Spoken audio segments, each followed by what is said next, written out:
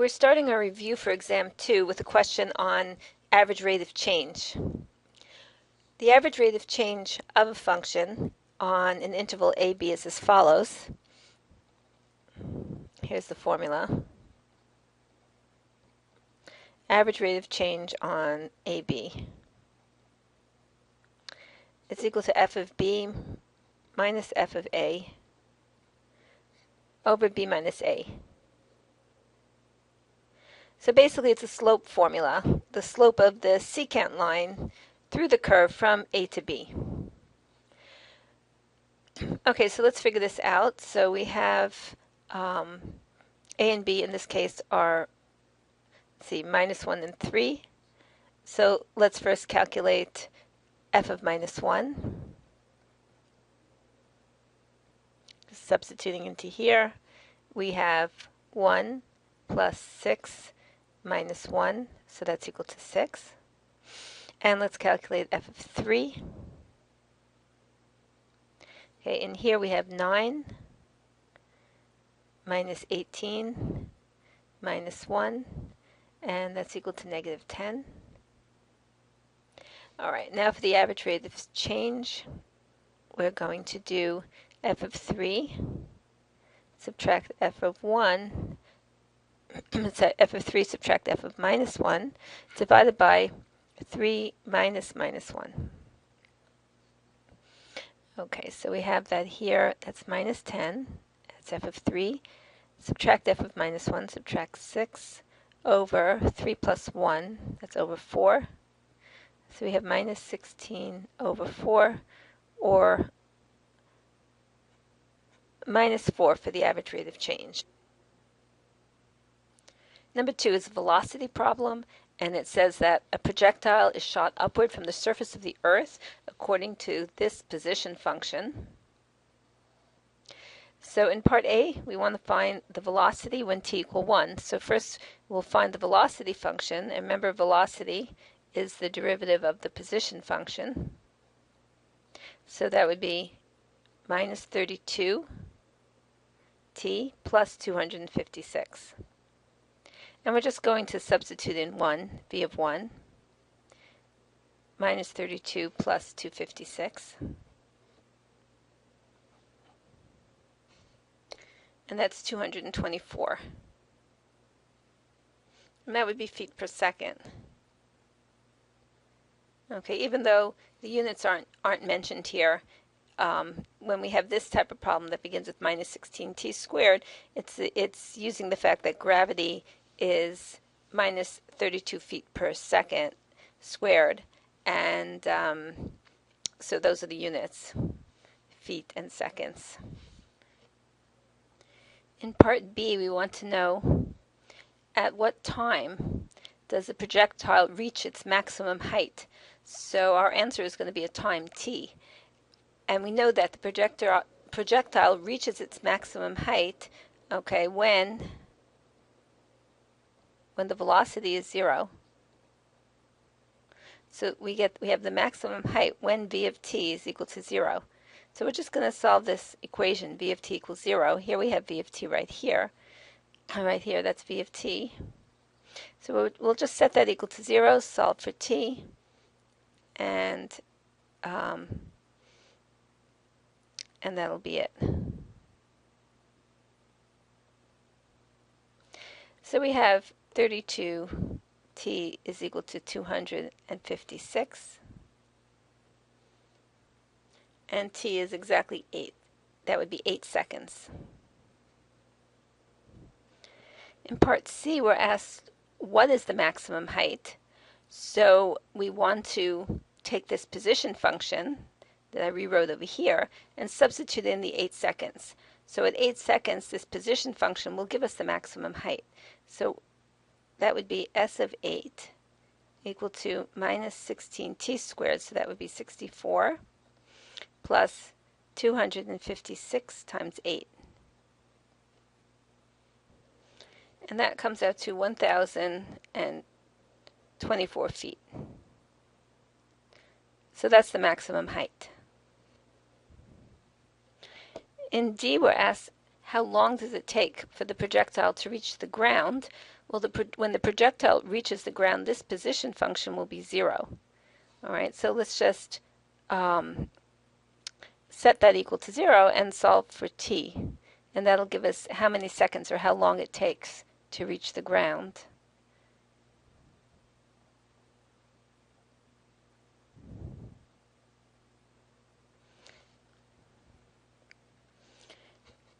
Let's factor out minus 16. Minus 16t, in fact. And so there we have t minus 16.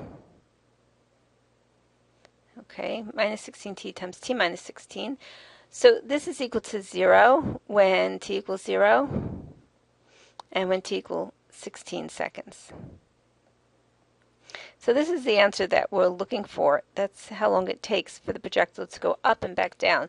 When t equals 0, it's just starting out. Okay, so that's it, 16 seconds.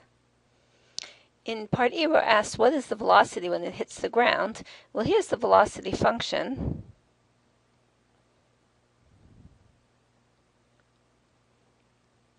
And it hits the ground after 16 seconds, so we're just going to plug in 16 over here.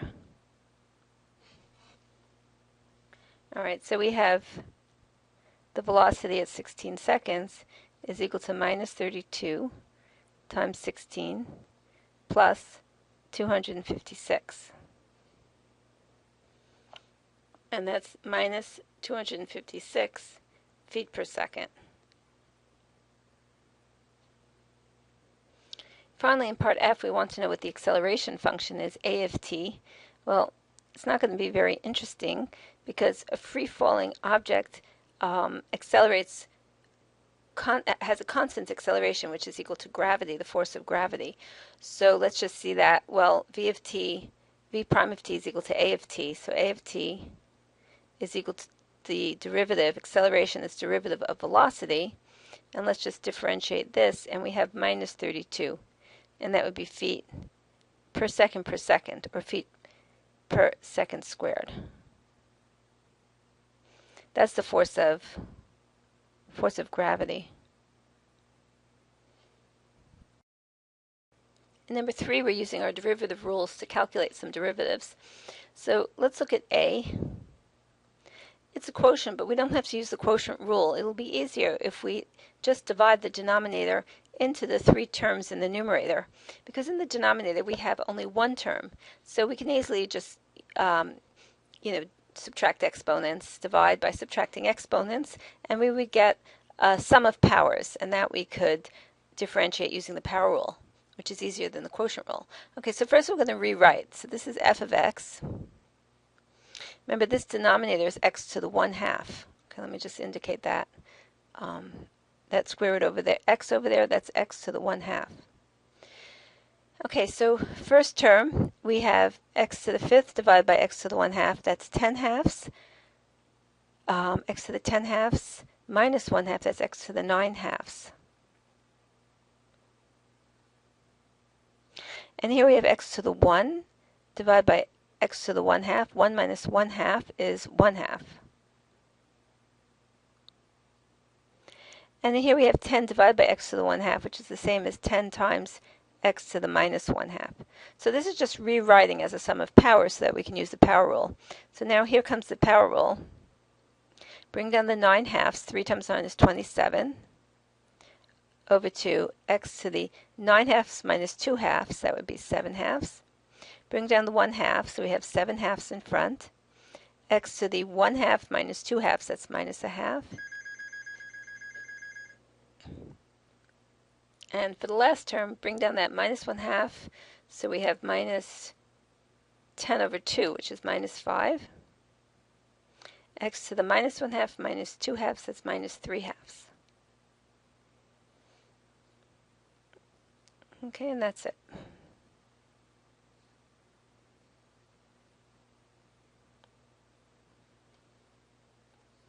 Okay, for B, we have a product, and within the product we're going to do chain rule. All right, so let's start with the product rule. So that would be the first. That's the first is 3x plus 2 to the 10th times the derivative of the second. The derivative of this is 2x plus 7 plus the derivative of the first. Here comes the chain rule. Bring down the 10. 3x plus 2 to the 9th times 3 times the second.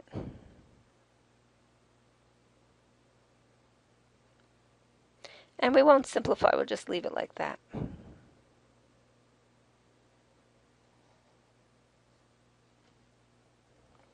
For C, we're going to use a quotient rule. Within the quotient rule, we have a little chain rule. So let's square that denominator. Write the denominator up here. Derivative of the numerator, so here comes the chain rule. Bring down the 50. 5x plus 7, make that 49. And multiply by the derivative of 5x plus 7, so we have a 5 coming out. Okay, subtract derivative of the denominator, that's just 2, times the numerator. And we'll just leave it at that. Okay, for D, we just are going to do a chain rule, and within the chain rule we have another chain rule right here. Okay, so now for the outermost function, just bring down that 100. Copy over the inside exactly as is. Okay, reduce the exponent by 1. Now we're multiplying by the derivative of the inside, the derivative of this. So that would be 2 plus, and now here's another chain rule, bring down the 10. So we have 30, 5x plus 1 to the 9. Now the derivative of the inside, we're multiplying by 5. And that's it, that's the derivative. In number 4, we're going to do implicit differentiation to find dy dx, because we can't solve for y. So we'll use implicit differentiation, and then we'll use dy dx to find the equation of our tangent line at 1, 2. Okay, so let's start by taking the derivative of xy squared. Let me just copy the function over.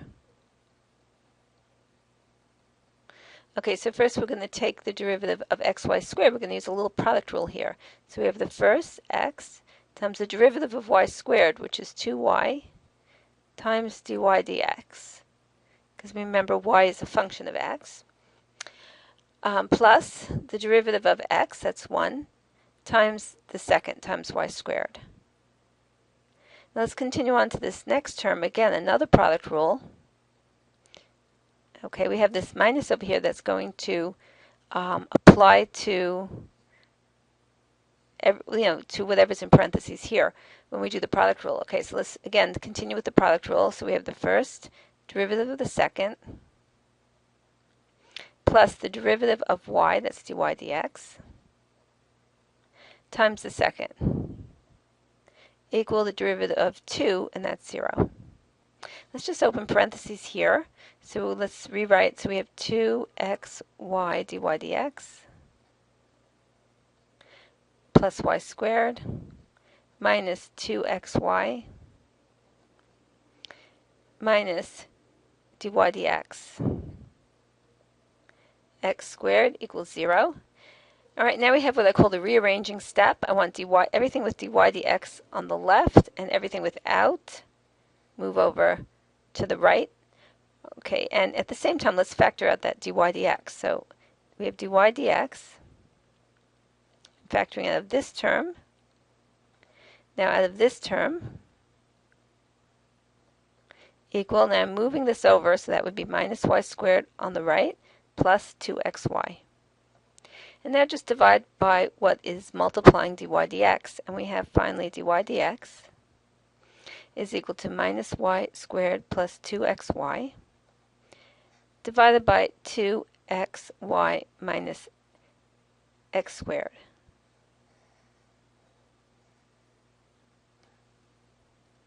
And now we want the equation of the tangent line at 1, 2. All right, so first, All right, so let's just write here, we want to find the tangent line. So first for the slope, let's substitute 1, 2 into here. So we're looking at dy dx at 1, 2. This is a way of writing, indicating that we're just substituting in 1 for x, 2 for y. Okay, so let's do that here. So we have minus 4 plus 2 times 1 times 2 over 2 times 1 times 2 minus 1. And we end up in the denominator, we have 4 minus 1, we have 3. In the numerator, we have 0. So the slope is 0. Slope 0, that means we have a horizontal line. That's a horizontal line through the point 1, 2. So the equation of the line would be y equal 2. That's the horizontal line through 1, 2. That's the tangent line.